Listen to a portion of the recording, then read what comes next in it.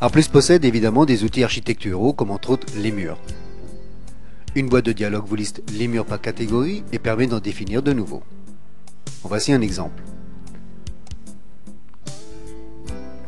Dans la partie haute de la boîte de dialogue, vous renseignez les définitions techniques. Chaque couche peut être habillée d'une hachure ou d'un motif dont les attributs sont définissables. Ces motifs proviennent de la bibliothèque d'ArtPlus qui elle-même peut être enrichie très facilement. Vient ensuite la définition de la couleur de l'enveloppe externe du mur, par rapport à laquelle viendront s'adapter automatiquement les ouvertures. On définit la hauteur de chaque extrémité du mur d'une façon explicite ou vous demandez à ce que ces murs s'adaptent automatiquement à la toiture. Stéphane est la personne qui a manœuvré la souris pendant toute la durée du salon de Batimat. Il commence à dessiner les murs en axonométrie en s'appuyant sur les volumes déjà existants. Le gestionnaire de caméra pour passer en plan, deux fenêtres sont présentes en bas à gauche de l'écran, elles permettent de contrôler la vue que vous souhaitez. Freedom of Design, dessiner librement, ou vous préférez penser en 2D, ArtPlus créa la 3D, vous modélisez en mode 3D, ArtPlus créa la partie technique. Stéphane continue maintenant avec des cloisons. Le snap dynamique, les contraintes ou les lignes d'aide spatiales vous permettent de travailler avec précision. ArtPlus gère parfaitement les jonctions entre les différents types de murs, que ce soit en angle, en T, en Y ou en X.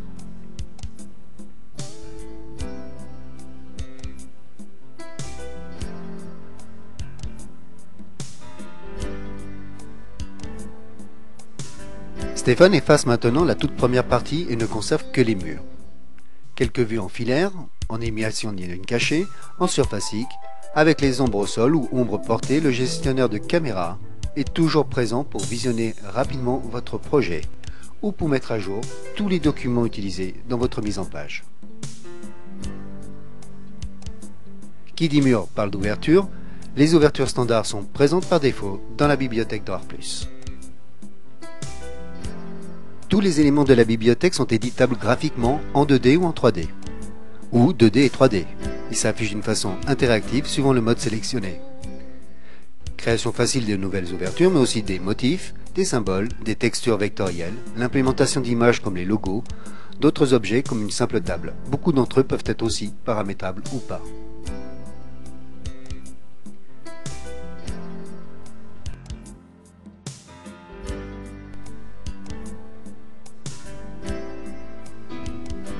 Les ouvertures sont placées avec une très grande précision, d'une façon relative à un angle, centre de mur, un objet, une autre ouverture, etc. À l'aide d'une combinaison de touches, vous orientez l'ouverture le long ou au travers du mur. La position dans l'épaisseur du mur est également maîtrisée. Au moment du choix de l'ouverture dans la boîte de dialogue, elle vous propose de définir la largeur, hauteur et allège de l'ouverture. Un bouton vous permet cependant d'atteindre d'autres paramètres comme par exemple l'épaisseur d'une huisserie. Le nombre de paramètres dépend de comment l'ouverture a été définie au moment de sa conception. Comme pour toutes les autres entités d'ArtPlus, un menu contextuel avec les commandes les plus utilisées vous permet d'éditer les ouvertures. Le menu déroulant d'ArtPlus comporte toutes les commandes qu'ArtPlus peut vous proposer. Chacune d'entre elles ont été classifiées et rangées d'une façon logique.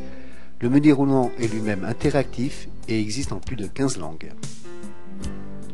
Concernant les cotations, ArtPlus vous propose une trousse à outils très complète et vous permet de coter rapidement vos projets. Une boîte de dialogue pour régler vos cotations, fonte, taille de texte, la justification, couleur de ligne, la longueur du trait de rappel, précision, etc. Un aperçu dans la même boîte de dialogue vous permet de faciliter les réglages. Cotation parallèle d'une entité. On définit le point de passage de la cotation. On désigne l'entité à côté. Notez qu'ArtPlus prend soin de ne pas superposer le texte et le dessin. Cotation projetée, cotation de niveau sont disponibles entre autres. Vous pouvez coter d'une façon semi-automatique ou automatique. Un menu contextuel est disponible pour l'édition. Une cotation automatique horizontale, puis une autre verticale.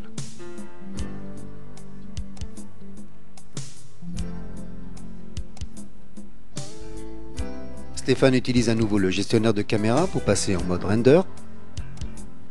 Un appel à la bibliothèque des ouvertures. Le réglage des 3 paramètres de base.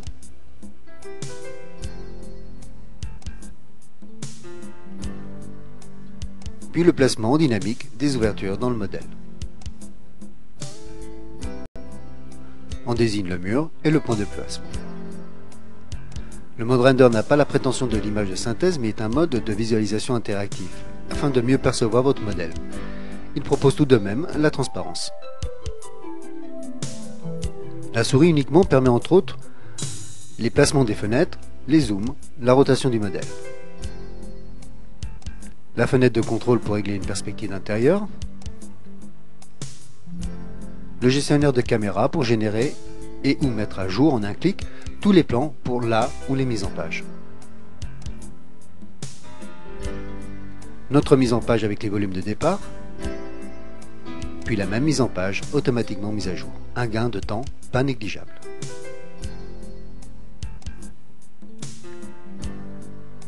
La hauteur d'étage est indiquée directement dans la boîte des coordonnées.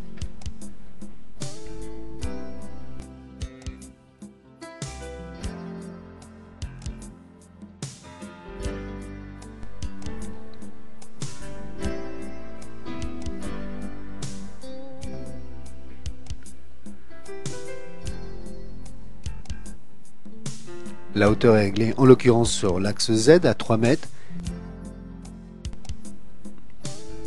Pour dessiner l'étage, rien de plus simple, sélection d'un mur à partir de la bibliothèque, puis la saisie en s'accrochant sur les entités de l'étage inférieur.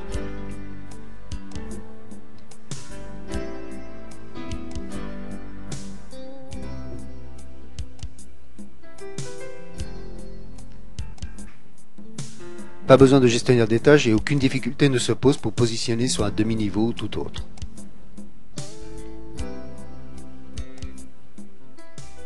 Aucune contrainte pour la création des étages, par reprise comme ici, ou duplication par placement.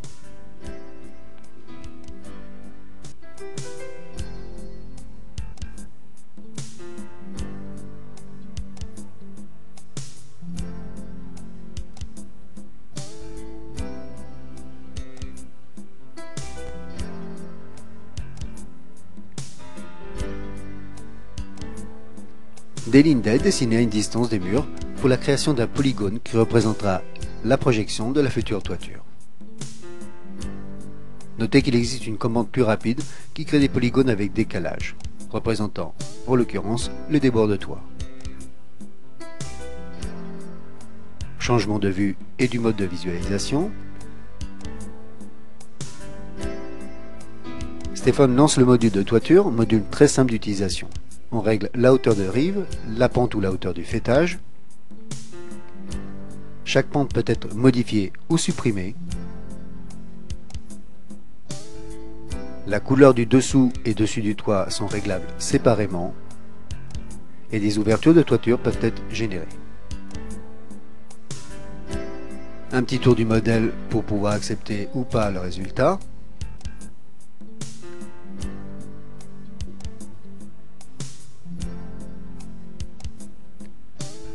Pendant que Stéphane dessine la dalle. ARTPLUS comporte aussi en standard un module de calcul des quantités et des surfaces, un module de terrain, un module d'escalier 2D, 3D et une interface DXF DWG version 2010 avec une palette de 256 couleurs, 100% compatible avec la plupart des logiciels de DAO, CAO du marché.